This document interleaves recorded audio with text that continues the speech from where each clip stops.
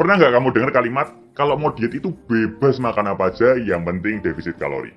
Kalau kamu pernah dengar kalimat demikian, playlist miskonsepsi defisit kalori ini akan membahasnya. Jadi, tonton video ini sampai habis. Oke, sekarang kita akan bahas soal miskonsepsi defisit kalori yang kedua, yakni katanya, kalau lagi mau diet, nurunin berat badan itu, makan apa aja bebas, yang penting defisit kalori. Nah, ini juga nih miskonsepsi yang bisa berdampak buruk pada kesehatan kamu dan juga keberlangsungan diet kamu. Supaya paham, yuk belajar dulu lebih detail soal dari mana sebenarnya datangnya nilai kalori ini.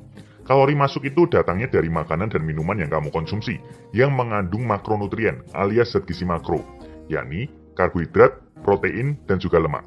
1 gram karbohidrat itu mengandung 4 kalori. 1 gram protein itu mengandung 4 kalori juga, dan 1 gram lemak itu paling banyak nih, 9 kalori.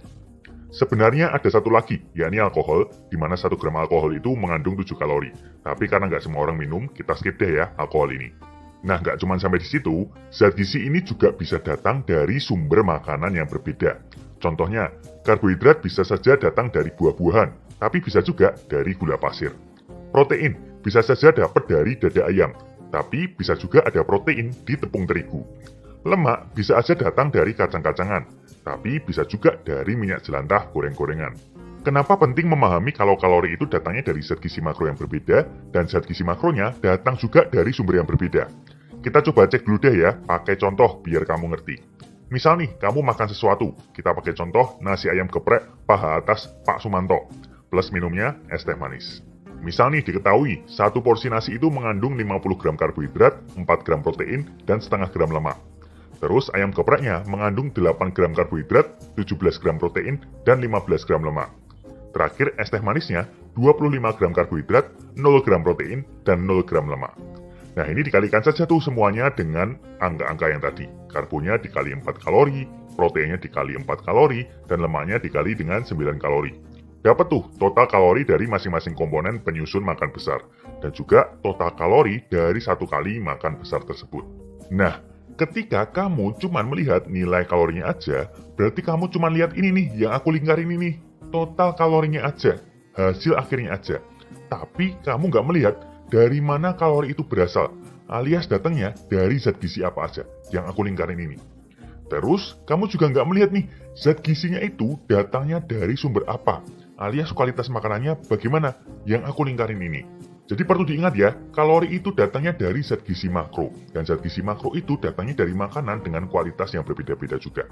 Makanya aku nggak saranin kamu pakai mental, makan apa aja boleh, yang penting defisit kalori. Ada 3 hal negatif yang bisa terjadi kalau kamu cuma pakai prinsip yang penting defisit kalori. Yang pertama, bisa aja kamu tidak mengkonsumsi zat gizi makro yang cukup. Misal nih, seringnya nih yang ditemuin gitu ya, kurang proteinnya, kebanyakan di karbohidrat dan juga lemak. Yang kedua, bisa aja kamu tidak mengkonsumsi zat gizi mikro yang cukup, kurang vitamin dan juga mineral. Yang ketiga, bisa aja makanan kamu tidak datang dominan dari makanan yang berkualitas, jadi efeknya untuk kesehatan kurang. Misal nih, asupan karbohidrat kamu datangnya dari dominan tepung-tepungan, gula sederhana, jadinya kurang serat juga nih, dan lemaknya kebanyakan dari lemak jenuh dan lemak trans. Lalu asupan makanannya tinggi sodium juga. Simpelnya gini deh, kalau bener yang penting itu defisit kalori doang, diet itu jadi gampang banget. Makan aja mie instan yang berbungkus 400 kalori itu 3 kali sehari. Di total kan cuma 1200 kalori tuh. Itu untuk mayoritas orang udah defisit kalori dan akan bikin berat badan turun. Karena segini sih buat banyak orang, apalagi yang kegemukan, itu udah di bawah BMR. Ini contoh aja ya BTW ya, nggak minta kamu untuk makan 1200 kalori juga. Kebanyakan orang makan segini sebenarnya itu kedikitan. Jadi nih, makan paginya mie instan goreng, makan siangnya mie instan rebus, makan malamnya mie instan rasa rendang. Beda-beda ende ya, biar nggak bosan gitu ya. Tapi asumsiin semuanya nilai kalorinya sama dan gizinya sama aja. Buat ilustrasi doang, biar cepat ngitungnya. Nah, total dari 3 bungkus ini cuma 1200 kalori aja. Sekali lagi, hampir pasti bikin defisit untuk mayoritas orang. Tapi kita lihat nih, bagaimana soal 3 poin yang tadi. Yang pertama soal kecukupan zat gizi makro. Kita keluarin deh komposisi gizinya si mie instan ini ya. Per bungkus 55 gram karbohidrat, 8 gram protein, dan 16 gram lemak. Bisa dilihat di sini, dari 1200 kalori tersebut, proteinnya cuma 24 gram. Dikit banget. Defisit sih defisit, tapi kekurangan protein. Anjuran minimal untuk asupan protein adalah 0,8 gram protein per kilogram berat badan. Orang 50 kg aja yang ringan gitu ya, itu butuh setidaknya berarti 40 gram protein sehari. Ini kamu cuma makan 24 gram protein aja. Apalagi yang ngikutin anjuran untuk aktif dan naikin massa otot gitu ya, kebutuhan proteinnya bisa minimal 1,5 gram protein per kilogram berat badan. Orang 50 kilogram aja itu sudah 75 gram protein. Ini baru terpenuhi sepertiganya aja, kurang banyak.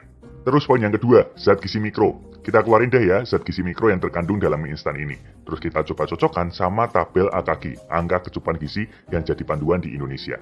BTW aku tampilkan tabelnya sepotong aja, mungkin nggak terlihat semua ya terkait kebutuhan berbagai jenis kelamin dan juga usia seperti itu. Panjang soalnya nanti kalau aku tampilkan semua. Kalau kamu berminat ya semua, googling aja tabel AKG terbaru, nanti muncul kok PDF-nya. Nah dari sini kelihatan banget kalau kamu hanya mengandalkan mie instan, kamu akan kekurangan banyak sekali vitamin dan mineral lain yang dibutuhkan oleh tubuh. Kelihatan nih, dari makan mie instan aja kamu nggak dapat vitamin C, nggak dapat vitamin D, nggak ada vitamin E, nggak ada zinc, nggak ada magnesium, nggak ada kalsium, nggak ada kalium, dan lain sebagainya. Mungkin zat gizi yang terkandung pun itu tidak mencapai anjuran harian dari AKG. Jadi bisa-bisa kamu kekurangan berbagai zat gizi mikro kalau cuma makan mie instan doang. Lalu masuk ke poin yang ketiga soal kualitas makanan. Kamu bisa lihat dari bahannya aja atau ingredientnya. Nah biasanya yang tertulis paling depan itu yang proporsinya paling banyak sebagai bahan. Bisa dilihat ya, yang namanya mie instan, utamanya ya bahannya dari tepung terigu. Terus bisa dilihat nih, lemaknya juga lumayan karena ya minyak-minyaknya nih ya ada banyak juga.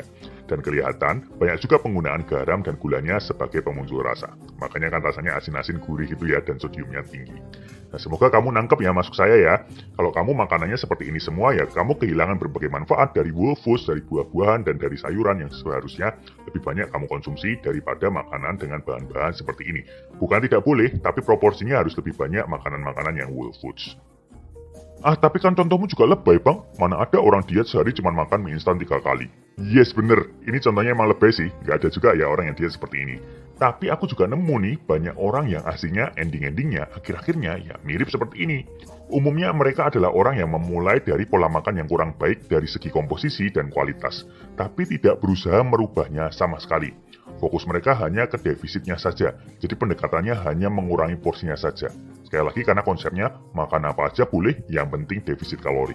Nah sekarang kita lihat contoh lain deh. Kita pakai contohnya si Zubaidah nih, yang lagi mau diet tapi prinsipnya cuman yang penting defisit kalori. Makan paginya roti sehelai dikasih selai buah 2 sendok. Makan siangnya makan nasi ayam goreng tepung, dikurangi nasinya demi diet. Makannya tetap pakai sambal sama kerupuk biar enak. Cemilan sorenya bakwan. Makan malamnya baru mie instan telur ceplok. Nah si Zubaidah ini olahraga rutin sih, jadi dengan makan seperti ini dia sudah defisit kalori. Tapi bisa dilihat nih, protein per milnya nggak banyak selain makan siang. Terus nggak ada sayur dan buah, kurang zat gizi mikro. Kualitas makanan bisa dilihat, makan pagi olahan tepung dan selai yang basically dua-duanya sumber karbohidrat tinggi dari glikemik. Makan siangnya juga gorengan dan pendampingnya gorengan lagi. Snacknya juga lagi-lagi gorengan. Terus makan malamnya mie-mian yang lagi-lagi bahan dasarnya tepung, cukup tinggi lemak dan tinggi sodium. Kurang oke kan buat kesehatan dan performa olahraganya juga. Coba deh, selain mementingkan kalori, karena memang kalori itu juga penting ya dalam konteks weight management, perhatikan juga komposisi dan kualitas makanannya. Bukan berarti kamu nggak boleh kok makan makanan yang enak-enak favorit kamu, yang udah jadi kebiasaan kamu. Tapi sekali lagi, perbaiki juga komposisi dan kualitas makanannya. Coba deh di kasus Zubaidah tadi, misal nih makan paginya jadi roti 2 helai dengan sayuran plus telur 1 dan putihnya 4. Makan siangnya nasi ayam goreng biasa, yang nggak pakai tepung tapi, ngurangin lumayan lemak dan karbohidrat. Lalu pilih dada yang ukuran besar. Nasinya boleh dikurangi sedikit, tapi ditambah dengan sayuran. Makan malamnya misal tetap mau mie instan, ya nggak apa-apa. Tapi coba nih, bisa nggak dimasukin sedikit sayuran, terus dikasih juga telur, tapi telurnya di-poach, nggak diceplok, ngirit minyak. Utuh 1 aja, sisanya putih 4 lagi, supaya proteinnya tinggi tapi lemaknya tidak terlalu banyak. Di tengah jam makan, bisa dikasih asupan buah untuk snacking. Misal jeruk di snack siang, dan pepaya untuk snack sore. Terus habis olahraganya, minum susu protein. Jadi dari snackingnya ini dapat serat, dapat vitamin, dapat mineral, dan juga dapat protein juga. Dan tetap rendah kalori. Nah, mirip kan makanannya? Kalorinya pun juga mirip kalau dihitung. Tapi kalau dibandingkan dengan yang sebelumnya, yang sekarang ini lebih baik komposisi gizinya, lebih lengkap zat gizi mikronya, lebih terkontrol bahan-bahan seperti lemak jenuh, gula, dan juga tepungnya. Jadi bisa tetap defisit kalori, tapi tidak asal defisit. Kebutuhan gizinya lebih terpenuhi dan kualitas makanannya lebih baik. Sambil tetap bisa nih, makan roti, makan nasi putih, makan mie instan, makan ayam goreng, dan makanan-makanan yang biasa dia makan lainnya. Jadi paham ya, jangan mikir bebas makan apa aja yang penting defisit kalori. Yang benar itu, boleh makan apa aja, tapi dikontrol porsinya. Kalau memang bukan tipikal makanan yang padat gizi plus dia tinggi energi juga, karena itu tidak mendukung goals diet kamu. Selain itu, tetap utamakan komposisi keseluruhan makanan yang baik dan juga kualitas makanan yang baik. diutamakan. Oke? Nah, sudah itu. Miskonsepsi kedua sudah selesai.